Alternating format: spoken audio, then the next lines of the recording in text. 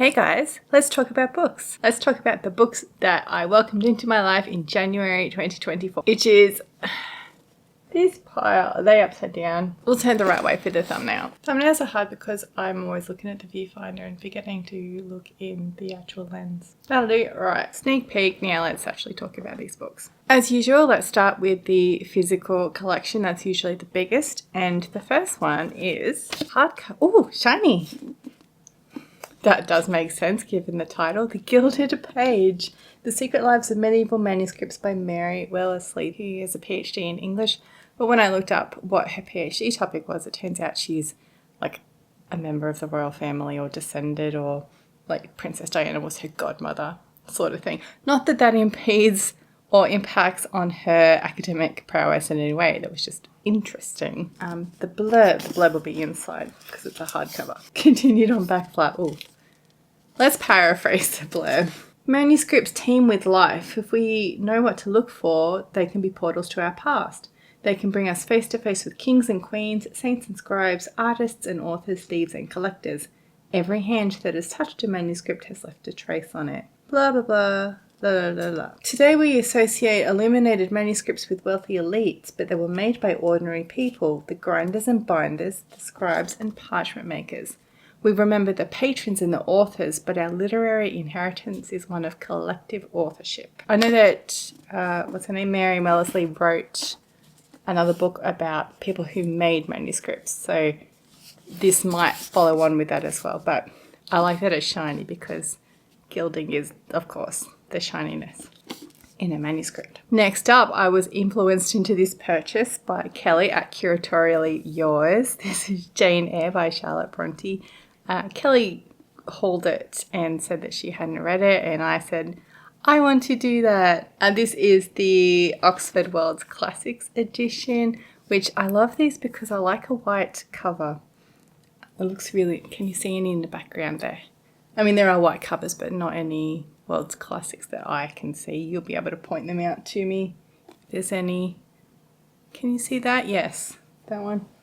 Anyway, I think they just pop on a bookshelf. Not that the prettiness of the cover matters, but it does actually quite matter. Anyway, Jane is one of those books that I know, like I could have a conversation about it because of pop culture, but if I've read it, I've never made it all the way through. But in like just general knowledge, I know what happens. And it's actually a lot thicker than I would like it to be. It comes in at 512 pages, although that includes the footnotes. We shall see if it gets read. The blurb says, Jane Eyre clings to a sense of self-worth throughout the hardships of her childhood, spent with a severe aunt and unfeeling cousins, and later at the austere Lowood charity school. At the age of 18, sick of her narrow existence, she seeks work as a governess. The monotony of Jane's routine at Thornfield Hall is broken up by the arrival of her unconventional employer, Mr. Rochester. Life at the mansion is further disrupted by mysterious incidents that draw the pair closer together, but which, once explained, threaten Jane's happiness and integrity. Then I got really excited about enrolling in uni subjects and I bought all the books, and then after that I realised maybe I don't have time to be completing uni subjects at the moment, but the books are on their way, so we're going to read the books. The first one on this list, the subject I enrolled in was Gothic literature. I'm intending to study it. So the first book on that reading list is The Hunter by Julia Leigh. This is Tasmanian Gothic, apparently. I know nothing about it, except that coincidentally, my horror reading friend Luke just read it and reviewed it. I will link his review. But I will read the blurb and then we will learn together what it's about. An unnamed man arrives at a remote house on the fringe of a vast wilderness and soon disappears into a world of silence and stillness. His one mission, to find the last thylacine, the fabled Tasmanian tiger. She is said to have passed into a myth, but a sighting has been reported. Uncompromising and compelling, Julia Leigh's stunning novel does not give up any of its secrets easily. The Hunter is a haunting tale of obsession that builds to an unforgettable conclusion. Now, I'm excited about this for two reasons. One, uni reading. Two, buddy reading. Well, not buddy reading, but comparing notes. with someone who's recently read it. And 3, Tasmanian Gothic. Big fan of Tasmania. Then more on the uni reading list is Henry James' The Turn of the Screw. This is a compilation with some other short stories of his. The Turn of the Screw, which takes up half of the book. You can see I've got like 20 pages left to read of it. Then The Romance of Certain Old Clothes, The Friends of the Friends, and The Jolly Corner form this Vintage Classics edition. I will read you the blurb, which is blurbed here by Oscar Wilde. A most wonderful, lurid, poisonous little tale, says Wilde. The blurb says, a young governess is sent to a great country house to care for 2 orphan children. To begin with, Flora and Miles seem to be model pupils, but gradually the governess starts to suspect that something is very wrong with them. As she sets out to uncover the corrupt secrets of the house, she becomes more and more convinced that something evil is watching her. I don't want to give any spoilers, but this is the first one that I started. It definitely seemed the most exciting out of the whole of the reading list. And I've got to tell you, with 20 pages left to go, I'm bored and I want it to be done. So review will be forthcoming, I guess, and I will have to study it, obviously, and maybe through more closely looking at it in the uni-related stuff, I will come to appreciate it more. That's the point of doing the degree. Shirley Jackson's We Have Always Lived in the Castle. This one was talked about so much around October and spooky season, and I think that's because Jack Edwards was reading it. Or intending to read it, and I am keen to read it too. It is a slim little thing. I've got the Penguin Classics edition. I don't like this colour at all, but as I'm trying to convince myself, the cover does not matter that greatly. I know nothing about this book except that it's spooky, so let's find out. Oh, it's got an afterword by Joyce Carol Oates, which does interest me because that woman has said some unhinged things on Twitter. And I would like to know what kind of cogent writing she comes up with. Living in the Blackwood family home with only her sister Constance and her uncle Julian for company, Mariquette just wants to preserve their delicate way of life. But ever since Constance was acquitted of murdering the rest of the family, the world isn't leaving the Blackwoods alone. When Cousin Charles arrives, armed with overtures of friendship and a desperate need to get into the safe, Mariquette must do everything in her power to protect the remaining family. Shirley Jackson draws us into a dark, unsettling world of family rivalries, suspense, and exquisite black comedy. That does sound like something I would watch, and so I'm hoping it was something I'll enjoy reading. Then, as you can see, I'm nearly halfway through this one. It is Dracula by Bram Stoker, and this is actually, I'm having so much fun. But let me read you the blurb in case you're unaware of the story of Dracula.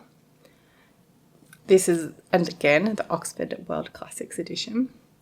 Bram Stoker's 1897 Gothic shocker introduced Count Dracula to the world, an ancient creature bent on bringing his contagion to London, the very heart of the British Empire. Only a handful of men and women stand between Dracula and his long-cherished goal, but they are vulnerable and weak against the cunning and supernatural power of the Count and his legions. As the horrifying story unfolds in the diaries and letters of young Jonathan Harker, Lucy, Mina, and Dr. Seward, Dracula will be victorious unless his nemesis, Professor Van Helsing, can persuade them that monsters still lurk in the era of electric light. Now, I had actually forgotten that Van Helsing was a real character in the Dracula story because I only know Van Helsing from like League of Extraordinary Gentlemen and the Van Helsing movie, both of which were shit. So, running into Van Helsing here, I was a bit like, but it's actually a fantastic tale and I can see why it's a classic. It's a lot of spooky fun so far. And I think a lot of that is because it's not just letters, it's not just epistolatory, but it's like newspaper articles and diaries, and it's a bit more compelling in that first person narrative as journal entries and letters rather than, and then Dracula did this and then Dracula bit them. So I'm having a really good time. And finally, in the physicals, something completely different is Dr. Jane Gunter's, I think that's how you pronounce her name, the Menopause Manifesto, Own Your Health with Facts and Feminism. Now, I am 42 in a couple of weeks, and so it's time to start learning about this impending doom that's upon me, and maybe it's not actually doom. We will see. The blurb here says, so I don't want to know what's coming, but also I'm determined not to be divorced by the end of this time of my life. The only thing predictable about menopause is its unpredictability. Factor in widespread misinformation, a lack of research, and the culture of shame around women's bodies. And it's no wonder women are unsure what to expect during the menopause transition and beyond. Menopause is not a disease, it's a plan to change, like puberty. And just like puberty, we should be educated on what's to come years in advance, rather than the current practice of leaving people on their own with bothersome symptoms and too much conflicting information. Knowing what is happening, why, and what to do about it is both empowering and reassuring. Dr. Jen tells you everything you really need to know about perimenopause, hot flashes, sleep disruption, sex and libido, depression and mood changes, skin and hair issues, outdated therapies, breast health, weight and muscle mass, health maintenance screening, and much more. To be honest, when it came, I flicked through it and I hit the chapter on exercise, and it said you have to do 1,000,000 minutes of cardio per week, and then I got panicked and started researching which is the best exercise bike to buy. So we're going to read it, absorb the knowledge, be calm about the situation. I got through puberty, I can get through this. And I didn't give you any other information about any of those books, so let's go back to the beginning. The Gilded page, the call number 091.0942, which I imagine is something to do with manuscripts. History and critique of manuscripts. This was published in 2021. Jane Eyre was first published in 1847. The Hunter was first published in 1999. The Turn of the Screw is 1898. I feel like we've always lived in the castles from the 50s. 62. 1962. 1897 for Dracula. 1897. And the Menopause Manifesto, which call number is 618.175, which is menopause, I think. Yep, menopause. This one came out in 2021. I've got a couple on my Kindle. I grabbed the Books of Jacob, which came out in 2014, although I don't know if that's the original or the translation. I haven't written that down, I'm sorry. Translated by Jennifer Croft. So the Book of Jacob is by Olga Tokarczuk, who's a Polish writer, translated by Jennifer Croft. The blurb says, the Nobel Prize winner Olga Tokarczuk's richest and most ambitious novel yet follows the comet-like rise and fall of a messianic religious leader as he blazes his way across 18th century Europe. As new ideas and a new unrest begin to sweep the continent, a young Jew of mysterious origins arrives in a village in Poland. Visited by what seems to be ecstatic experiences, Jacob Frank casts a spell that attracts a fervent following. He reinvents himself again and again, converts to Islam, then Catholicism, is pilloried as a heretic, then revered as a messiah, and wreaks havoc on the conventional order, Jewish and Christian alike, with scandalous rumours of his sex secret rituals and the spread of his iconoclastic beliefs. I read books on my Kindle at like bedtime reading, going to sleep, but I feel like this book is going to need some dedicated concentration time. So I haven't started it yet, but I'm so keen. I grabbed Demon Daughter by Lois McMaster Bujold. This is the 12th book in the Penric and Desdemona series. And I love Penric and Desdemona. In fact, I love Bujold's I've read most of her fantasy and I've enjoyed it all. The blurb here is, a 6-year-old ship-lost girl draws in the Kingerald family of Vilna into complex dilemmas, and sorcerer Leonard Penric and his temple demon Desdemona into conflict with each other. It will take all of Penric's wits, his wife Nikki's wisdom, and the hand of the fifth god's strangest saint to untangle the threads of their future. Now let me break that down for you.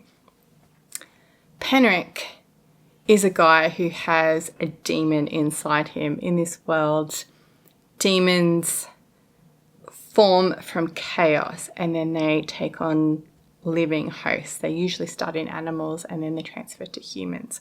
And they're not in control of the humans. They just reside within them, and they are the property of the fifth god, the bastard. And this is all in the world of the five gods, of which the Curse of Talion is a part, and the Hallowed Hunt and Paladin of Souls, and then all these Penric and Desdemona books.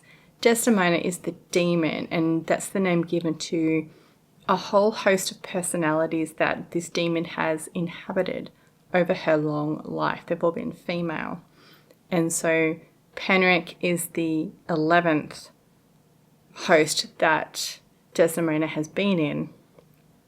Penric is male, so there's always this male-female balance and way of looking at the world that goes on between them. It's all very lovely.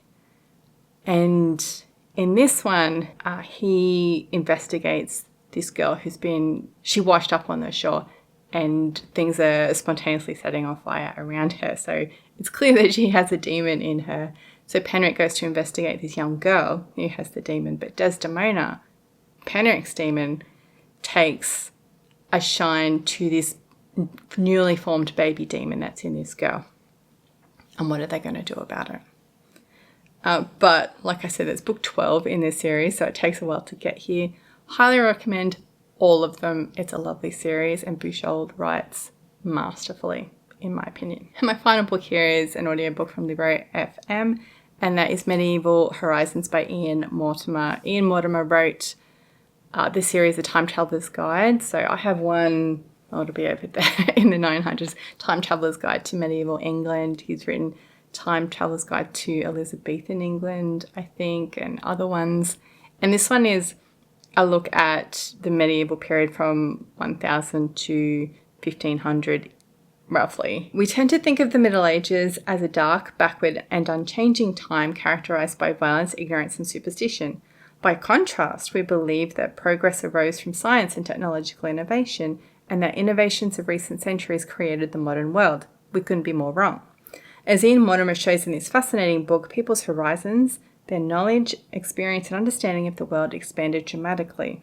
Life was utterly transformed between 1000 and 1600, marking the transition from a warrior-led society to that of Shakespeare. Medieval Horizons outlines the enormous cultural changes that took place in this time, from literacy to living standards, inequality, and even the developing sense of self, thereby correcting misconceptions of presenting the period as a revolutionary age of fundamental importance in the development of the Western world. I don't disagree with any of that. I just want to see if it lives up to that marketing hype, because there's nothing inherently wrong with pop history or pop science, but when it's too basic and too skimmed over, I think you can take away wrong or incomplete understandings out of appropriate context. So, not that I'm saying he's doing this. He's written a lot of pop history books, but I haven't read any, so blah, blah, blah. That's why I bought it. The call number is 942.03, which is Plantagenet, England,